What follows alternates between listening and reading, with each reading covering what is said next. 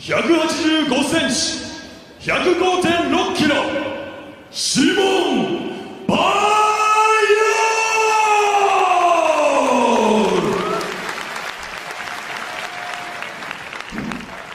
赤コーナー、187センチ、102.2 キロ、Valentin Moldavsky!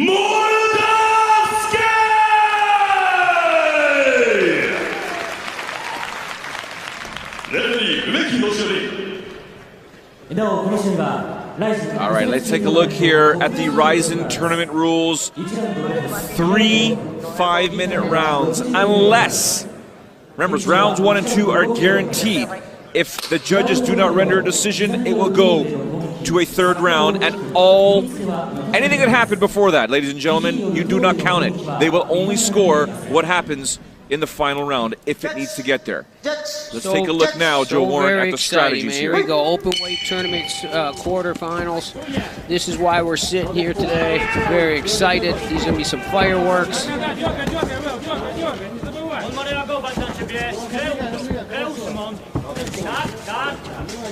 So again, ladies and gentlemen, thank you for joining us around the world here at the Saitama Super Arena in Saitama, Japan. My name is Joe Farrell, joined alongside the baddest man on the planet, Joe Warren, having a wonderful time here calling these bouts.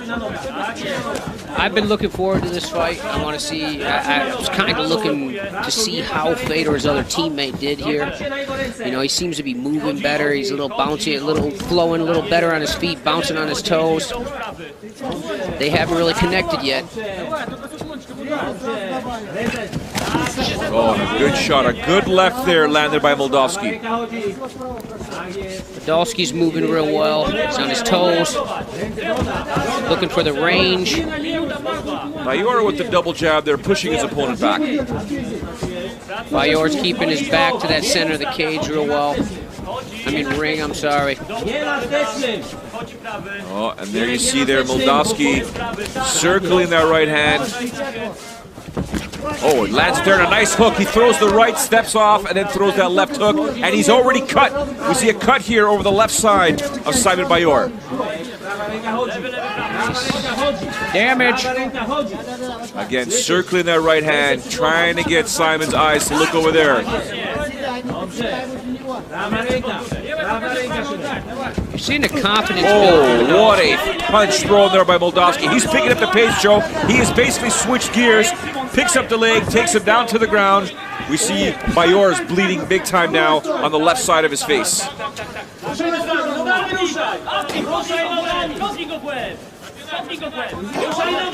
2 minutes gone in the first round here. Moldavsky stalking his Polish opponent, trying to get past those legs. Moldavsky doing a very good job in this fight, very smart. You can tell he looks a little bit more like he's a veteran out there right now. He's picking him apart, he's choosing what he wants to do. Look at this, he's doubling up his jab. Oh, and you can see here, Bajor is hurt. He is slowed down a little bit here. He is backing up. He's not using his footwork as much. Probably just still trying to get some of his wits back, Joe. Yeah. Does throw that overhand power, does Bajor. Oh, these guys are starting to throw here. Moldavsky smart, doesn't want any part of this. Circles out, and then he gets a takedown. Moldavsky, great takedown. Little lateral drop, double leg. In good position. This is where he saw his teammate win with those overhand rights. Finished a man from the guard. 2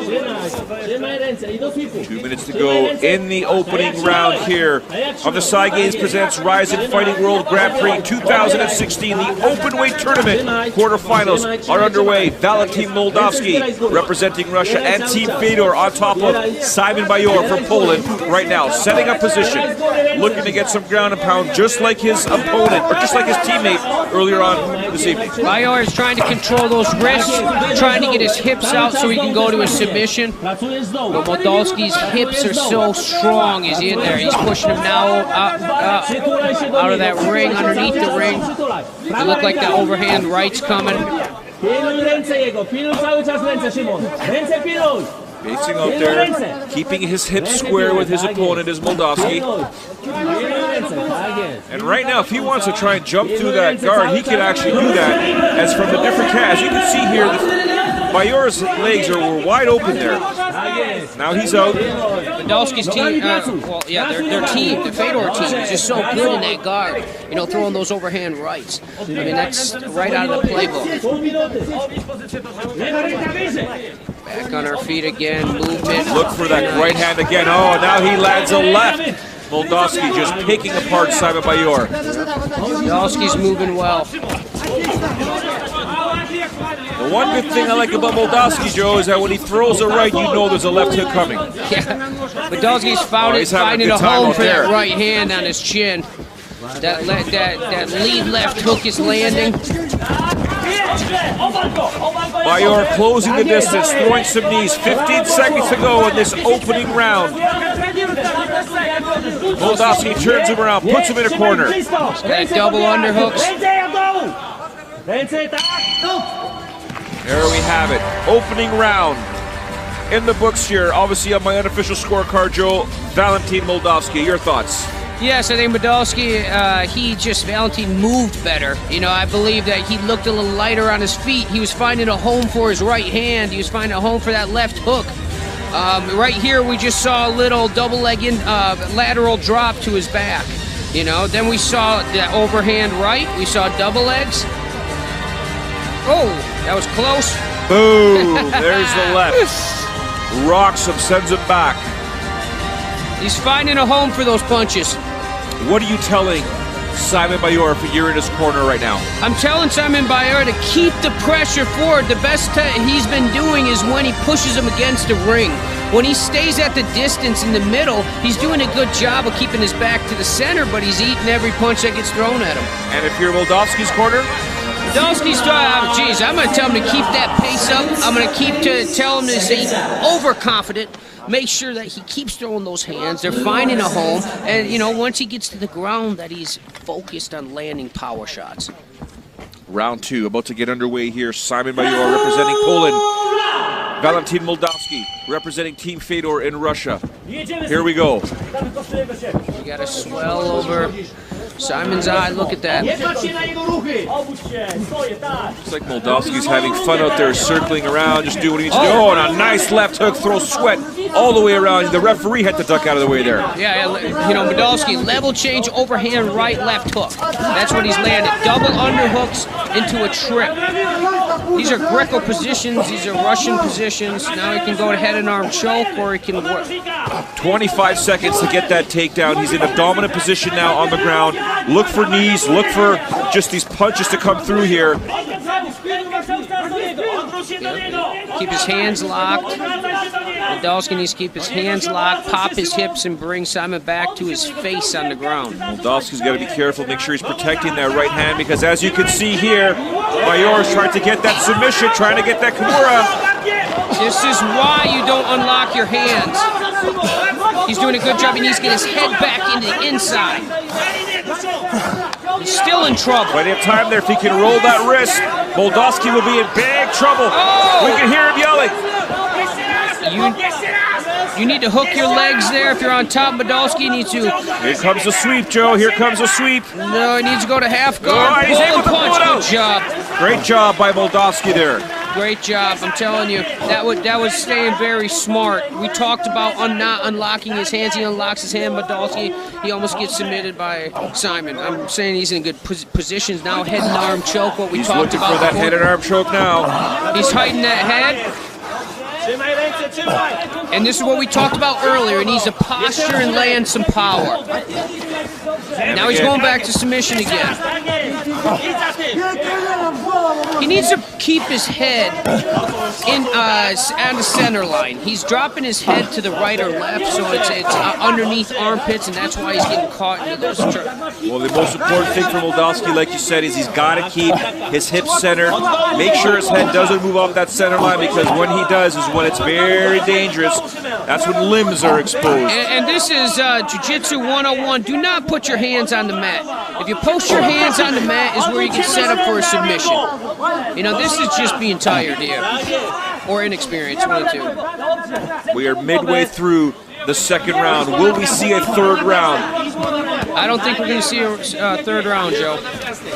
Moldavsky doing what he needs to do to emerge victorious. He needs to fight his head back inside on that center line we talked about. You can't make the argument, though, and I know there's people out there that will say yay and or nay, but Szymon Bajor, with that submission attempt, did more in this fight to try and finish it.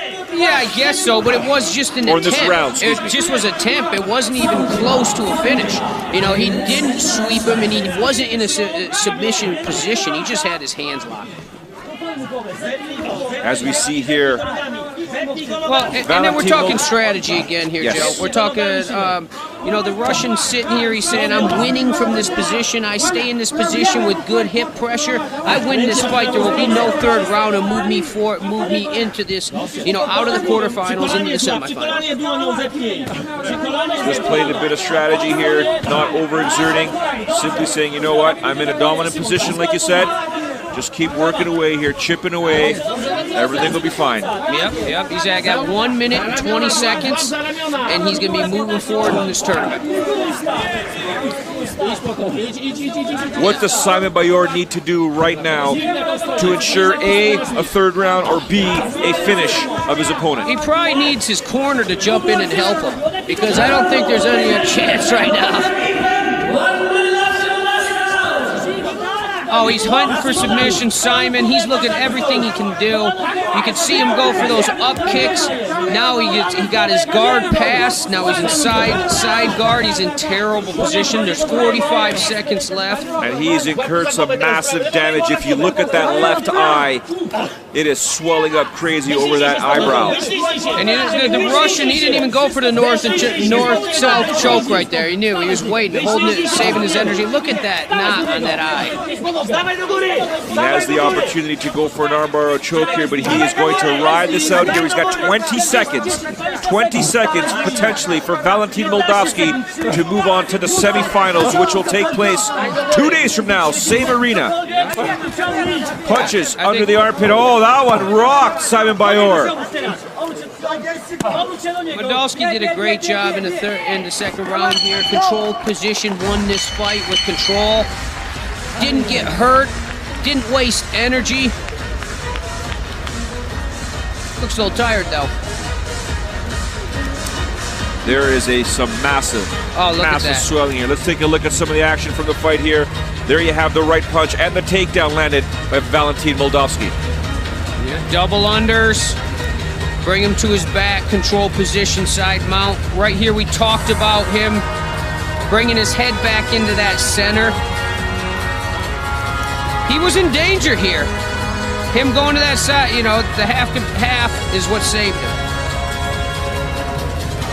Defending the Kimura attempt from the bottom by Szymon Bajor. Moldavsky does emerge victorious. If he was able to perhaps turn that wrist over, would have been a different story, but a great job by Moldavsky to defend it, and then he got on top towards the end of the round, and he landed some monstrous punches there, some ground and pound. You want to talk about scoring some damage? Take a look at Szymon Bajor's eye. Yeah, did a great job on top, controlling position and landing punches. Let's hear what the judges have to say. Will somebody be moving on right now, or will we see a third round? I doubt it, but the judges will determine right now if Valentin Moldavsky or Szymon Bajor moves on to the semifinals. Judge Takamoto, Moldavsky. Judge Koike, Moldavsky. Judge Imeda, Moldavsky. There you go, all over.